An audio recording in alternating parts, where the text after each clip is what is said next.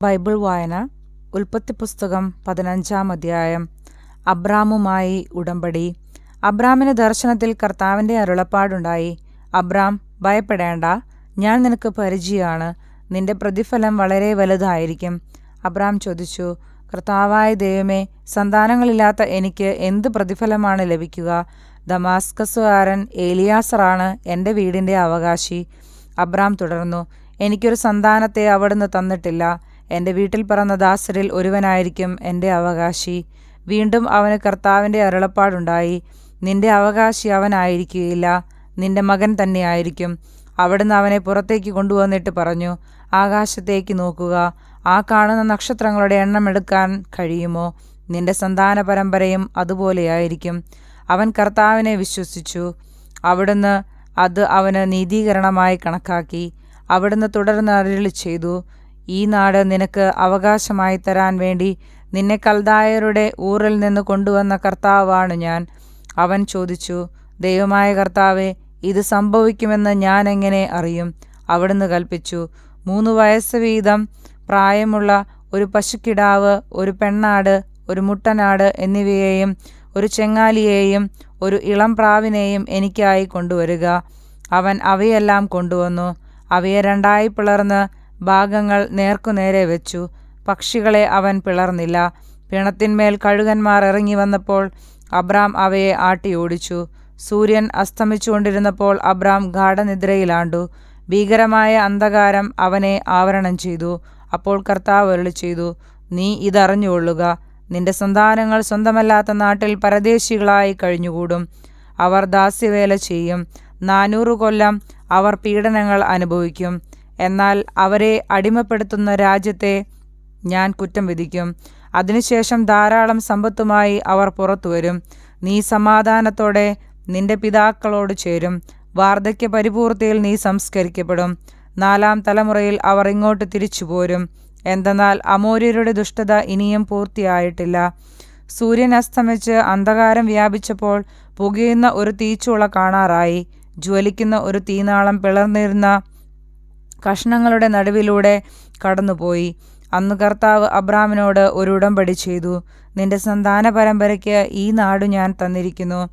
Egypt നദി മുതൽ മഹാനദിയായ Euphrates വരെയുള്ള സ്ഥലങ്ങൾ, കേന്യർ, കെനീസ്യർ, കദ്മോന്യർ, ഹിത്യർ, പെരീസ്യർ, റഫായിം, അമ്മോര്യർ, കാനാന്യർ, ഗിർഗാഷ്യർ, ജബൂസ്യർ എന്നിവരുടെ പ്രദേശമൊക്കെയും ഞാൻ നിങ്ങൾക്ക് തന്നിരിക്കുന്നു. ഉൽപ്പത്തി പുസ്തകം 16-ാം അധ്യായം. ഹാഗാറും ഇസ്മായേലും.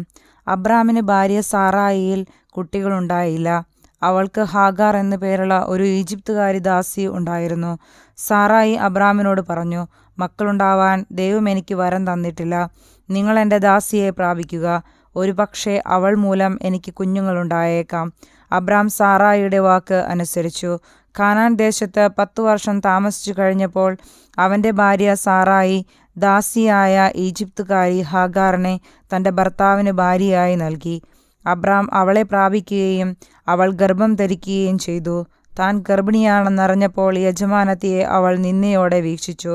സാറായി അബ്രാമിനോട് പറഞ്ഞു, എൻ്റെ ദുരിതത്തിന് നിങ്ങളാണ് കാരണക്കാരൻ. ഞാനാണ് എൻ്റെ ദാസിയെ നിങ്ങളുടെ ആശ്ലേഷത്തിന് വിട്ടുതന്നത്. പക്ഷേ താൻ ഗർഭിണിയാണെന്ന് കണ്ടപ്പോൾ അവൾക്ക് ഞാൻ നിന്ദിയായി. എനിക്കും നിങ്ങൾക്കും മധ്യേ കർത്താവ് തന്നെ വിധിയാളനാവട്ടെ. അബ്രാം പറഞ്ഞു, നിന്റെ ദാസി ഇപ്പോഴും നിന്റെ കീഴിലാണ്. നിന്റെ ഇഷ്ടം പോലെ അവളോട് പെരുമാറിക്കൊള്ളുക. സാറായി അവളോട് ക്രൂരമായി പെരുമാറാൻ തുടങ്ങി. അപ്പോൾ അവൾ സാറായിയെ വിട്ട് ഓടിപ്പോയി. എന്നാൽ കർത്താവിൻ്റെ ദൂതൻ ഷൂറിലേക്കുള്ള വഴിയിൽ മരുഭൂമിയിലുള്ള ഒരു നീരുറവയുടെ അടുത്ത് വെച്ച് അവളെ കണ്ടെത്തി.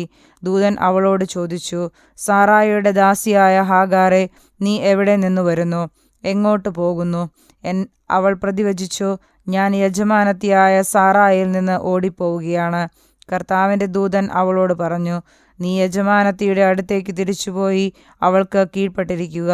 ദൂതൻ തുടർന്നു, എണ്ണിയാൽ തീരാത്തവണ്ണം അത്രയധികമായി നിന്റെ സന്തതിയെ ഞാൻ വർദ്ധിപ്പിക്കും. നീ ഗർഭിണിയാണല്ലോ, നീ ഒരു ആൺകുട്ടിയെ പ്രസവിക്കും. അവന് നീ ഇസ്മായേൽ എന്ന് പേരിടണം. കാരണം കർത്താവ് നിന്റെ രോദനം ചെവിക്കൊണ്ടിരിക്കുന്നു. അവൻ കാട്ടുകഴുതയ്ക്കൊത്ത മനുഷ്യനായിരിക്കും.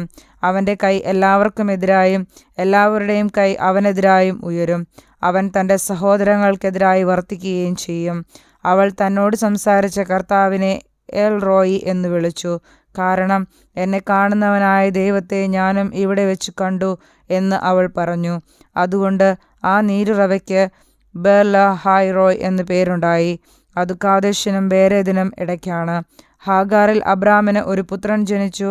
ഹാഗാർ പ്രസവിച്ച മകന് അബ്രാം ഇസ്മായേൽ എന്ന് പേരിട്ടു. ഹാഗാർ ഇസ്മായേലിനെ പ്രസവിച്ചപ്പോൾ അബ്രാമിന് 86 വയസ്സായിരുന്നു. നമ്മുടെ കർത്താവായ മിശിഹായ്ക്ക് സ്തുതി. ആമേൻ.